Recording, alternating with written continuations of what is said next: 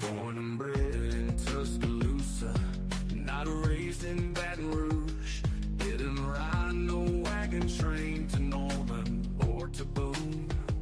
They said I'd never make it, just a name they overlook.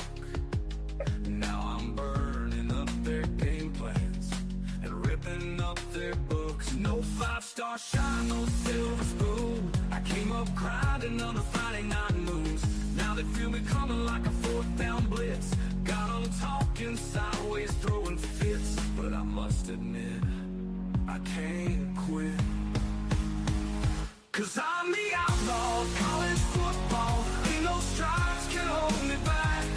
I don't need their legacy or no booster money stack. I don't bow to no tradition. Ain't no handshake deals I need. I just play for pride, for fire, and the will to make 'em bleed.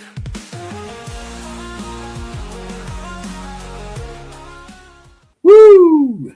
And it's another episode of The Outlaw of College Football. That's right. That's right.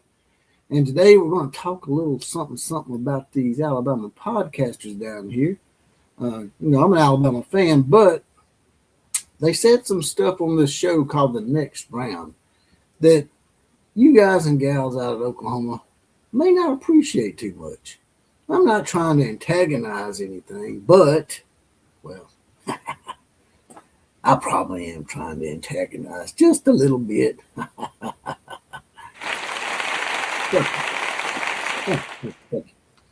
That's right. Let's go ahead and bring that clip up for y'all right now.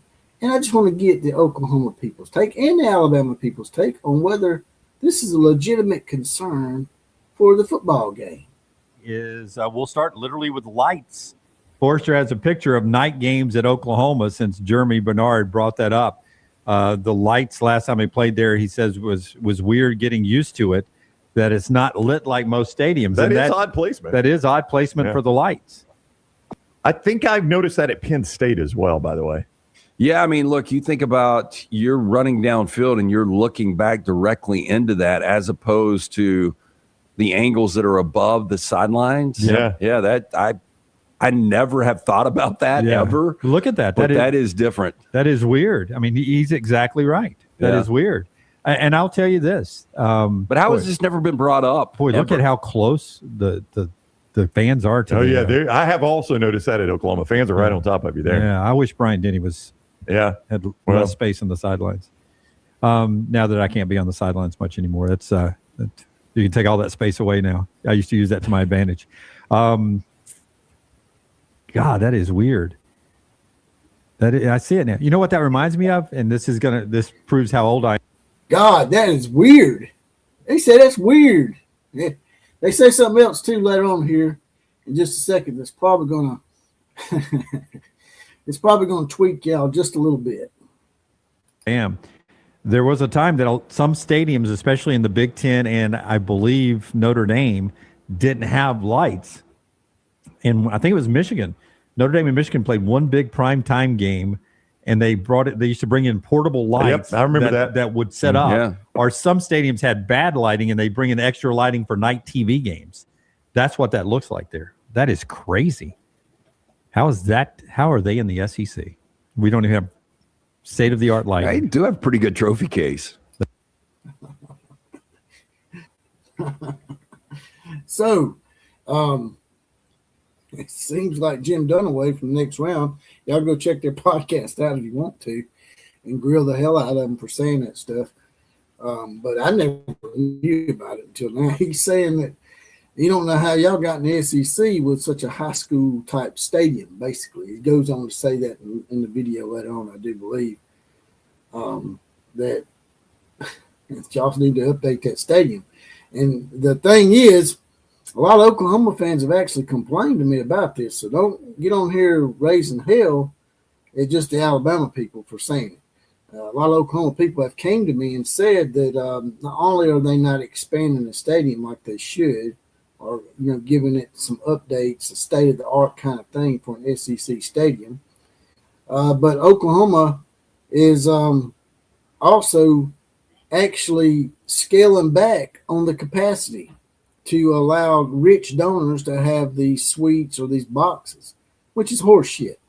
If you want to have suites and boxes, rich donors, rich boosters, then donate a little bit more of your money so they can expand the stadium and add those boxes and those suites. I just thought that was pretty interesting. And I'm going to go ahead and give my prediction on today's game as well while I'm in here. And y'all drop it in the comment section, give me your predictions, and tell me what you think about next round saying that crap. And if you do go over to their podcast, make sure you mention the Outlaw of College Football as the one that puts you on to them to grill their ass, because I want all the attention. You know what they say?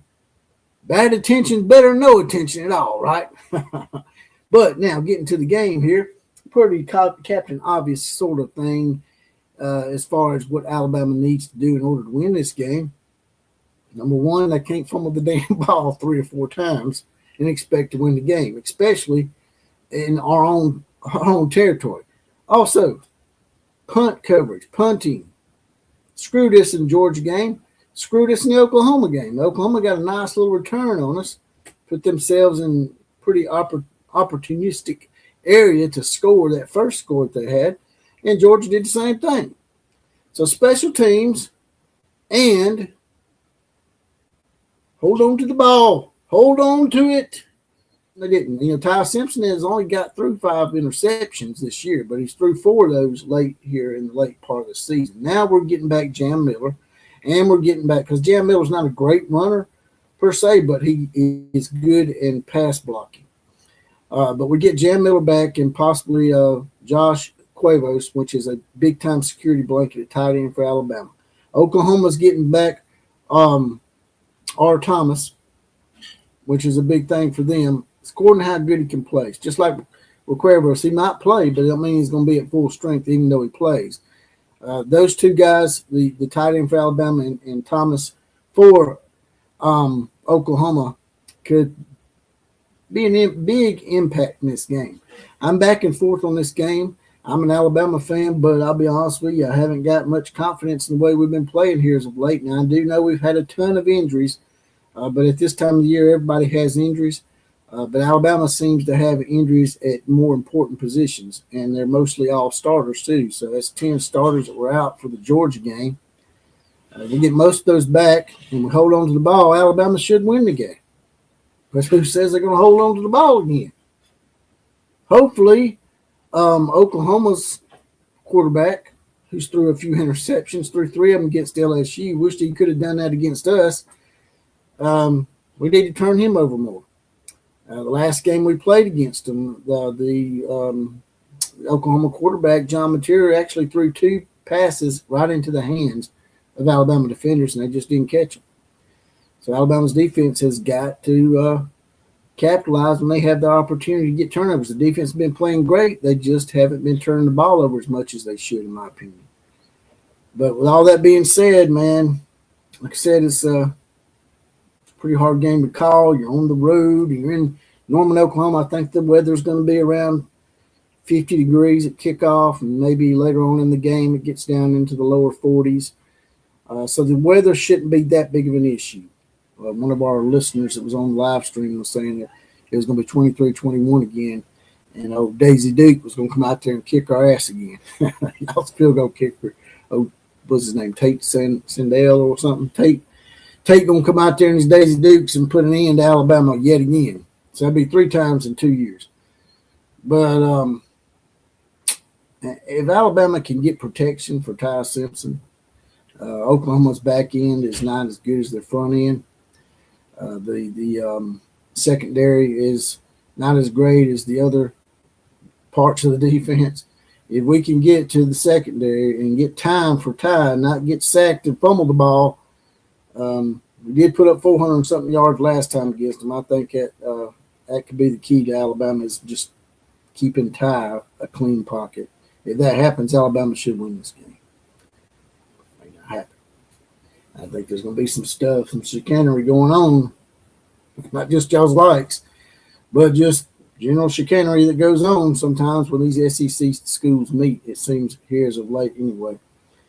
So I guess I'm going to say Alabama 28 and Oklahoma 24.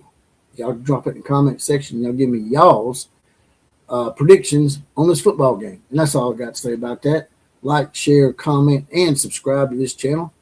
Also, if you want to donate to the channel, it's JPC316 on Venmo and money $ JPC316 on Cash App, because we're still in the process of reapplying for monetization. Haven't got it reapproved yet. And we got demonetized for resharing Charlie Kirk TikTok videos. So anything you can donate right now would be very highly appreciated. KMCA to all the other teams. Class is now dismissed.